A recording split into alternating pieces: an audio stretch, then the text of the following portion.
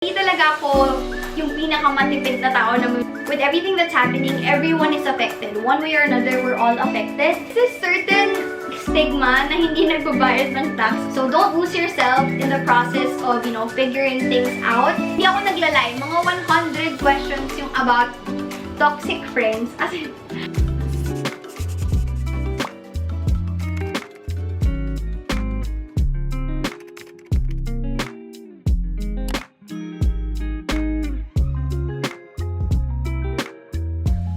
hey guys, it's Rei and welcome to another vlog. Sobrang na-miss ko gumawa ng sit down, get ready with me. Every time I ask you guys over Instagram ng video suggestions, you always ask for Q&A. Kasi feel nyo nagkukwentuhan tayo and I'm sharing my insights about life in general. So we are going to do that. In today's video, I'm gonna be answering some of your questions about adulting, about finances. Sobrang interesting ng questions nyo about relationships, not necessarily with Miggy, but it could be with friends and family. I feel like for all adulting, I feel like a lot of you're moving up from high school to college, or graduating from college, or you're thinking of, you know, starting a new job and things like that. So I got a lot of questions, pero some of them are a bit similar. So kinompress ko na lang sila. I will be removing the usernames of those who sent in their questions kasi ang daming nagpapatago ng identity nila. So, yun, for everybody's sake, I'm just gonna remove all the usernames. And I'm not a pro in life. I'm a 24 ba ako? I'm a 24-year-old still figuring out life. So, it's just based on my life experiences, my point of view, and I could be wrong, I could be right. So yan, so over Instagram, I got the questions already and they're here in my new ASUS Vivo books. Huge shout out to ASUS for sending this over. I've been using this for the past few weeks. You guys are seeing it over my Instagram story. And I've been enjoying it. So I personally chose the dreamy white color because I feel like it's easier to bring around, to style, or like mas bagay siya sa room or wherever you are. It's very classic. White is a very classy color. It's very clean. I feel like you can glam it up with some rhinestones and decals and stickers. But if you get the laptop, it actually comes with some decals already. So you can use it. Ayan.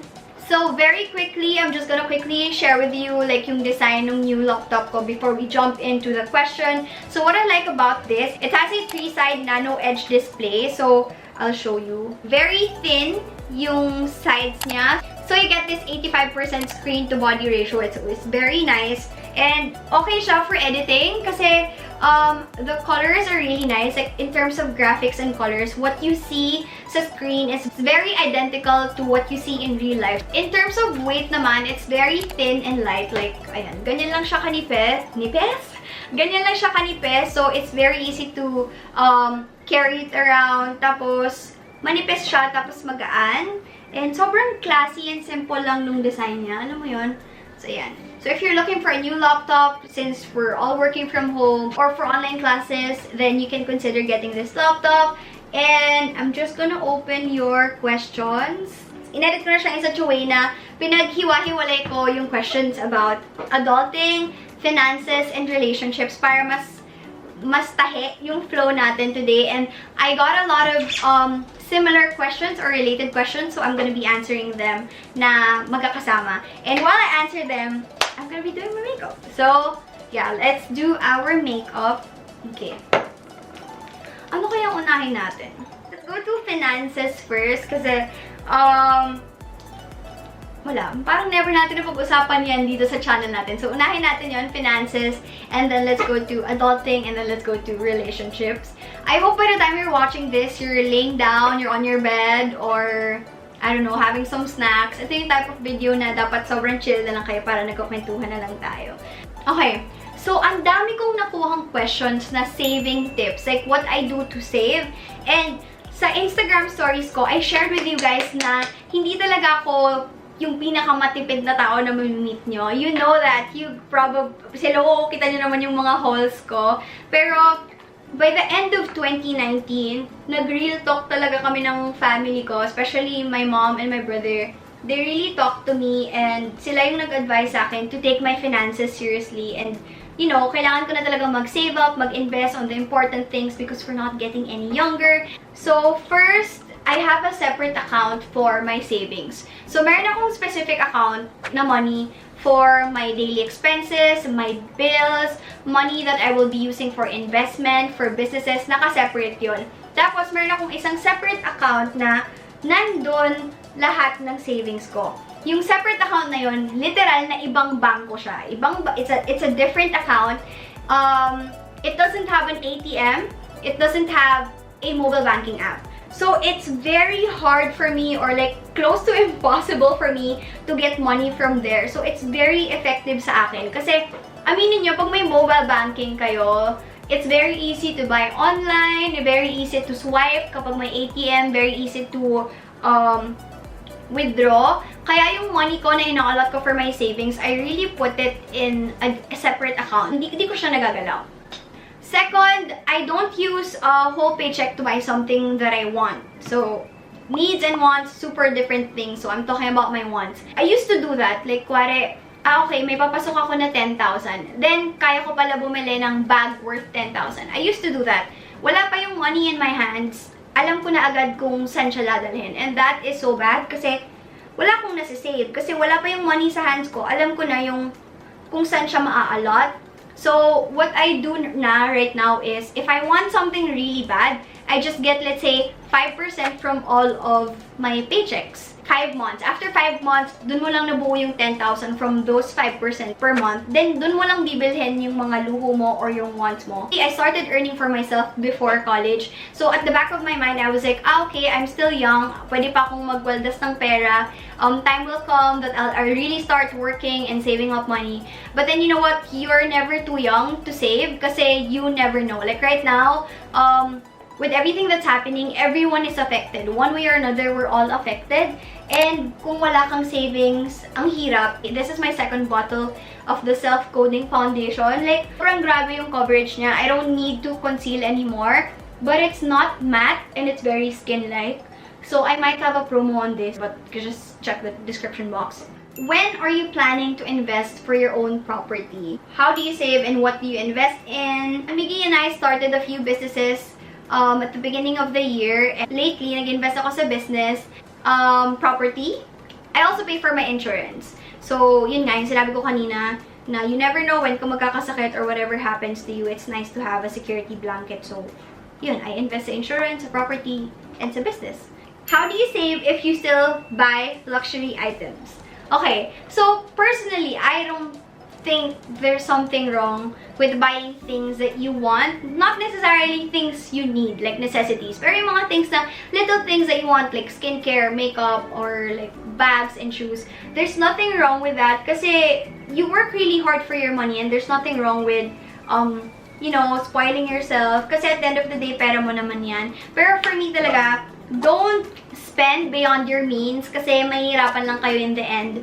I used to use all of my money for luxury items, changed my ways, and took small percentages from my monthly income, and then later on, bibilin ko na yung gusto ko. So, pinapag-ipunan ko na siya. So, that's how I buy things that I want. I save up for it.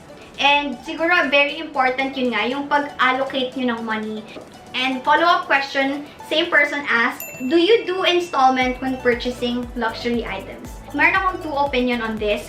Personally, when I'm buying luxury items, when I say luxury items, this is usually my shoes and my bags. No, I never do installment kasi para sa akin, luxury is, hindi mo siya kailangan eh. Hindi mo siya kailangan, di ba? So, yun yung mga bagay na dapat binibili mo pag may extra ka na lang na pera. So, for me, kung i-installment mo siya, it means that you don't have the money in your hands right now. So, why buy it? Yun yung thinking ko. Pwede akong mali, pwede akong tama, pero this is what I do in my life. So, para sa akin, you don't have the money in your hands. So, bakit mo siya bibilhin? Later on, may hirapan ka lang na bayaran yon or like sasabay pa siya sa ibang needs mo. At saka, ang ayoko sa installment is, what if, kwari, 3 years to pay. Kwari lang. 3 years to pay. On the second year, something bad happened. Knock on wood, may nagkasakit, may nadiskrasya. So, kailangan mo mag-shell out ng money. Tapos, wala ka ng pambayad dun sa luxury mo. So, you'll end up just selling it. So, parang bababa yung value niya. So, yun. That's the reason why I don't do installment. On the other side, I do agree in installments when you're gonna use your money for investment. Let's say, I'm gonna buy this car worth 2 million. Pero, babayaran ko lang siya ng 1M. Kasi the other 1M, I'm gonna use it for business. Let's say, 3 years to pay yung kotse ko. In 3 years time, yung 1M ko, na supposedly pinangbayad ko sa car ko, pinasok ko siya sa business, pinasok ko siya sa stocks or whatever. Tapos, in 3 years time, lumaki yung money. Then, I'll be able to pay for my car and, you know, I can still afford to get other things. So, yun. If you are gonna do the installment because yung money mo na supposedly pangbayad for that will go into something that will make your money grow, go ahead. Pero if you're gonna do installment just because you badly want this something pero wala pa sa hands mo yung money, I suggest don't do it. And if I use my credit card, when I get home, I pay for it immediately. Kasi di ba sa mobile banking app mo nandun lahat ng accounts mo. And I know that credit card is not naman utang, but for me lang, I don't like the feeling that I still owe someone something. I hope I'm making sense, but yeah. There's this certain stigma na hindi nagbabayad ng tax ang mga vloggers. I don't know naman the case for other people, but personally po, ako po, si Miggy, we pay our taxes. Guys, we won't be able to land projects with brands kung hindi kami nagbabayad ng tax. Kasi kung hindi kami nagbabayad ng tax, we won't be able to issue an OR. Yes po, I pay my taxes, and a lot of you guys are asking me if I have my account, if we have an accountant. Yes, we have an accountant for our like filing and all those things. So yun. Ang daming nagtatanong about property, ang daming nagtatanong about house, about moving out. I think we're moving towards the adulting part na right now. Ang dami rin nagtatanong kung how does my parents feel about Miggy staying at home. So, let's answer those things. So, kami ni Miggy, we're staying in Bulacan because our business is there. My parents are okay with it because yun nga, mainly we're together because of business and for work. May mga branded executions kami na kailangan magkasama kami. And since the pandemic started, ayaw namin yung pa-lipat-lipat siya ng bahay kasi mas may expose si Miggy and parang makakompromise yung health ng mga tao sa bahay ko and mga tao sa bahay niya. So, we just decided to stay together muna. We sleep with my siblings, with Kuya and Ann. So, okay lang naman sa parents ko. When it comes to like the property, I was able to invest na. Pero syempre wala pang house because I'm just 24, Miggy's just 25, and do we talk about getting married and building our home? Yes, of course, both Miggy and I are saving for that. But it's not anytime soon because I'm just 24, and I always say na parang hindi ako nagmamadali to move out. My parents are not getting any younger, and as much as I can, I will spend time with my family. I mean, we're together, working on a lot of things together for our future, and yeah, okay pa naman kami. Hindi pa naman kami nagmamadali kasi yun nga, hindi pa kami ready for that. But of course, we talk about it, and yeah, you should actually talk about it kasi yes, we may be young, pero, you know, time will not stop. So, kailangan, yun nga sabi ko, as early as you can, you have to start saving up for your future. Is it normal to feel pressure because of the future? Lately po kasi, I think that what I'm doing for my future is not enough. Related to that question is, you've been through a lot, we know, and question is, how do you handle the pressure? So, pressure is a real thing. Like, kung nafe-feel nyo yun, sasabihin ko sa inyo, valid yung feelings nyo. It's totally okay. But, depends on what you do with that feeling. Depends on what you do with that pressure. Ako, madali akong ma-pressure. I talked about this in one of my lives. Sobrang bilis ko ma-pressure na tao.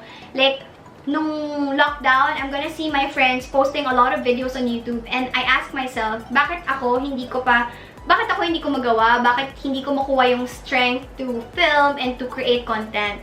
And then, I was able to answer myself that I'm not emotionally ready and I am greatly affected by everything that's happening around me. And minsan kasi, with pressure, it's like two ways. One way is like, you use that to inspire you and you do better in whatever you're doing. The other way naman is like, you're way too pressured na parang you'll end up doing things na hindi mo naman talaga gusto or hindi mo naman talaga way.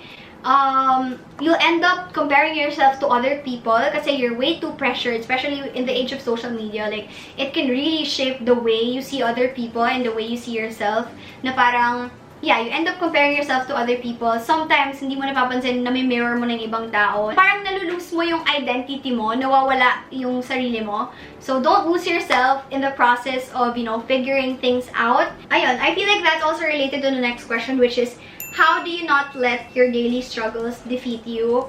We all have our daily struggles, as in insecurities, it could be financial, it could be your emotions, pressure coming from different side of the world, like your parents, your siblings, your partner. And ako, tinanong ko sila kanina, what do you do? Sabi ni Mika natutulog daw siya. Sabi ni Koy kumakain daw siya. And we do different things to cope, and that's totally okay. I also do that. I take a rest. Like, minsan yung message ko si Mika na parang, oh, I'm not in the mood. Can we push all of our deliverables? Kasi, hindi ko siya kaya gawin eh. If I push myself to do it, then I'll end up not doing some quality work. So, I really take a break. And you have to remember that, you know, taking a break, pausing, and recovering is part of the process. And that leads me to the next question. Wow, tahing-tahi ko to ah. The next question is, what is your definition of growing? So, before I stepped in here, I asked the team as well kung ano ba yung definition nila ng growing. And ano sabi mo kay kanina? Getting out of your comfort zone. Yun. Koi said, it's when you finally get out of your comfort zone. Mika said, it's when you're finally able to recognize your wrongdoings or your flaws and you are willing to do something about it. If you're way too comfortable in your life, maybe you're not really stepping out of the comfort zone. And para sa akin, pag nahihirapan ka and kapag ka may struggle, yeah, that's where growth comes in.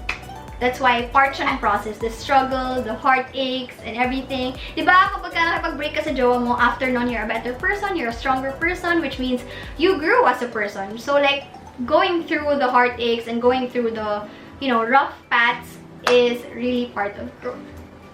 Alam niyo, pag nagkasalita talaga ako, nakakalimutan ko mag-makeup.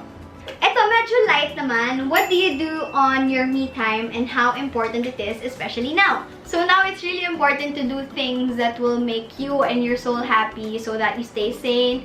To me, it could be watching series. And oh my god, a lot of you are really asking me for like Netflix reco. So let me just... Series that I'm currently watching. It's really nice to watch in this Asus VivoBook kasi nga malaki siya. So, I started It's Okay to Not Be Okay 2 nights ago and I was shocked. Grabe, the first episode na shocked talaga ako. Pero, yun, I decided to continue it. Of course, Reply 1988. It's been 4 days since I finished the series and gabi, hindi ako makamove on. My Pinterest board is full of Reply 1988 fan art.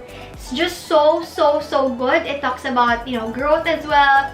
Talks about friendship, relationships, a community. It's a slice of life. It's really nice.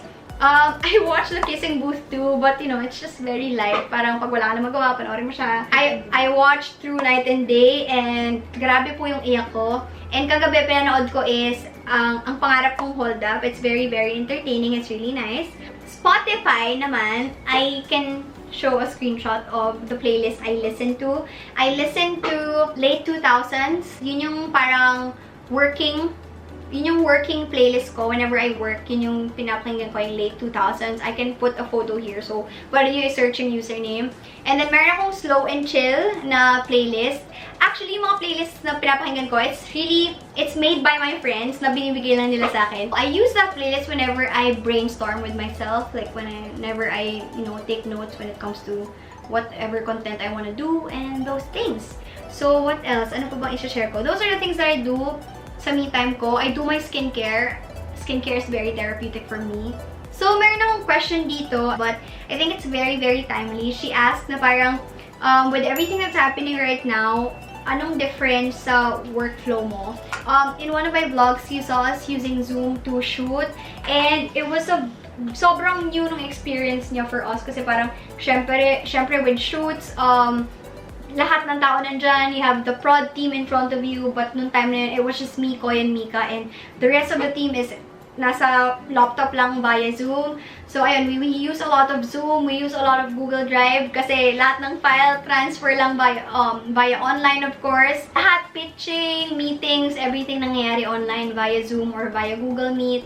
Okay, may isa na lang. Last question about adulting before we move on to relationships. What's the hardest and happiest part of adulting for you? Makes you feel like you're in control of your life and you are responsible for all of your doings. So, that's happy and hard at the same time. Able to decide for your future. I'm able to handle my finances on my own. And, yun, hard at the same time because you have to face the consequences of your own decisions. And, yun, that's adulting for you. Being responsible for all of your actions and your wrongdoings. And pag dumating yung time na nagkamali ka, you just have to acknowledge it and make sure you do something about it. Okay, now, moving into your relationship questions. I am very, very surprised that a lot of you are asking about parents and friends. Because in my channel, we usually talk about, you know, how's my relationship with Miggy, and we may not be able to expand on them since we have limited time right now, and since I decided to discuss 3 things in one video, I'll touch on some of them. So I got a lot of questions na, are you close with your parents? Open ka po ba sa parents nyo? Do you keep anything from your parents? Do you lie to your parents? When I was in high school, I used to lie a lot. It's not a good thing. It's a very, very bad thing to do. I regret doing it. You know what? I have this huge thing in my mind na parang kung nakinig lang ako sa nanay ko. And that's very true. When I was in high school, I felt like, oh, kaya ko na yan. Oh, hindi lang nila ako naiintindihan. Hindi nila gets, blah, blah, blah, whatever. But during that time, now that I'm 24 years old and I'm looking back, alam niyo kung nakinig lang ako sa nanay ko, ang dami kong mga bagay na naiwasan sana. But, you know, that's life. You experience things, you do things the wrong way, and you learn from it, which is, you know, that's important. But, when I stepped in college, wala na akong tinago sa parents ko. My dad met Miggy during our first date. Lahat ng investment and business plans ko, I talked to my dad about it. I really get their opinion on it. I'm not saying that everything you should tell your parents, diba? Meron mga things na, you know, it's fun to just keep it within your circle. Pero kasi ako, magkwento talaga akong tao. I'm very passionate about making kwento. Sobrang daldal ko, obvious naman, diba? And, yun, when I get home, the first thing I do is just really go to my mom and dadaldalin ko lang siya na, oh ma, I'm planning on buying this bag. Am I close to my parents? I'm not gonna say I'm very, very close to them because I can see my friends and they are really close to their parents. And this is the part where I tell you na it's important to understand the love language of the people around you. For example, yung dad ko, he's not very verbal. He's not the type of dad who's gonna hug you, who's gonna say, oh, I love you, anak, ganon. Walang ganon. But my dad is always there when I need advices. Like, for example, my dad is very hands-on sa paggawa ng room ko. Things like that. Iba-iba talaga yung love language ng mga tao and you just really have to understand them. But, of course, compromise is there. Kailangan mag-meet din kayo halfway.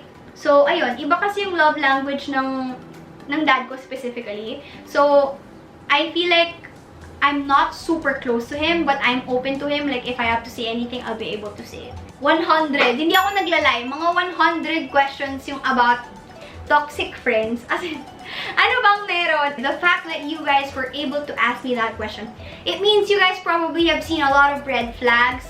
There are some, you know, some instances that made you feel like, ay, toxic to. You just really let go, guys. You really let go. Just think of it that way na hindi sila worth your time. The longer you hang on to it, the longer you hold on to it, it's just gonna be harder for you to let go. It's just gonna be mas masakit when you let go. Everything I'm saying right now is very, very easy to say, but very, very hard to do because I was in that position as well. Na parang you see all the red flags, you recognize all the wrongdoings of your partner or your, let's say, your friends or your family member, but it's just so hard to tell them. Gets ko yun na parang friend mo siya, love mo pa rin siya, feeling mo magbabago pa siya.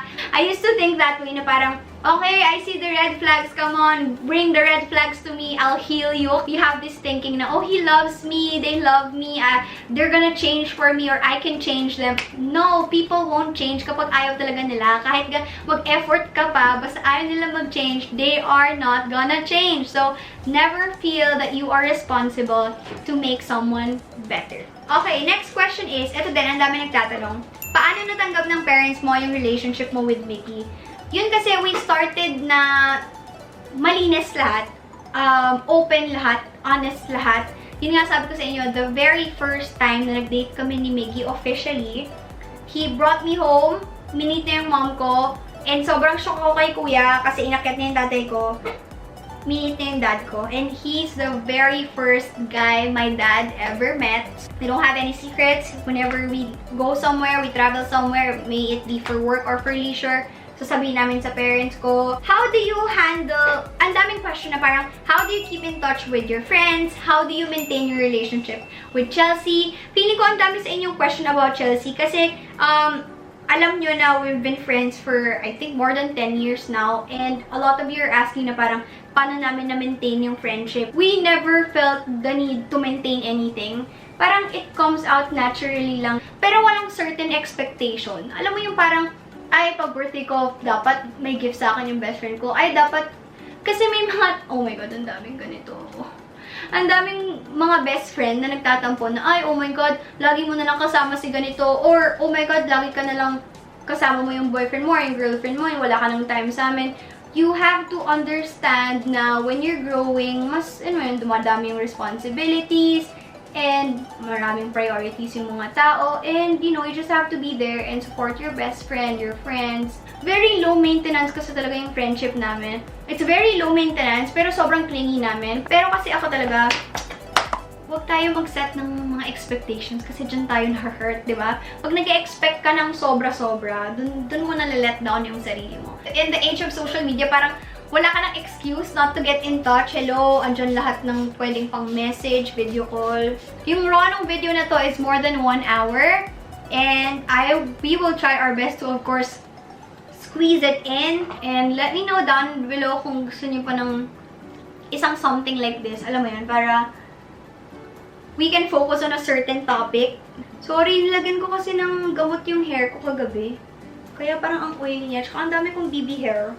I'm happy about my BB hair. Inaalagaan ko sila. Sana na-appreciate nyo to. And again, I'm not a pro at anything, but this is just me sharing my thoughts and insights about certain things in life. Again, huge shout out to ASUS for sending in this laptop. I've been using it a lot lately. I use it for watching movies. And Koi right here. Koi is my editor and videographer and everything else. She's teaching me how to edit in Premiere Pro. And you know, what's nice about this is yung screen niya, like the color and the graphics is really nice. Now, what you see in real life, yun yung color niya sa screen. And it's nice to edit with this kasi nga it has a 85% screen to body ratio. So, malaki talaga siya and yun nga, manipis yung gilid niya as I said earlier. I believe marami pa tong colors but I truly like the dreamy white kasi parang ang colorful ng room ko sa Bulacan, and here naman very minimalist. So I feel like this will really blend in nicely. If you're looking for a new laptop for like your work at home or for online classes, then you can definitely check this out. And yeah, that is it for today's video. Thank you so much for watching and I will see you in my next one. Bye!